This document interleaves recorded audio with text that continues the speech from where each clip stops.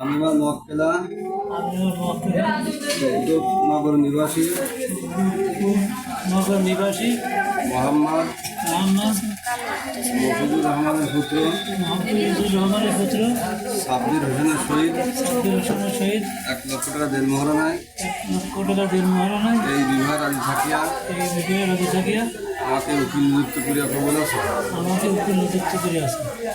এবার স্বাধীন বলো আলহামদুলিল্লাহ কবুল বলো, জোরে বলো বলি সবাই শুনবো আলহামদুলিল্লাহ কবুল বলো, আলহামদুলিল্লাহ বলো বলো আলহামদুলিল্লাহ কবুল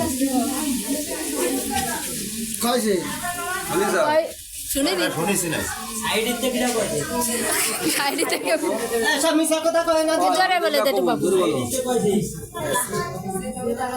বলো কবুল করে দিতে আমরাই তো শুনে এমন একটু জোরে কথা তুই একটু জোরে কথা তোর ভাই বেকাটা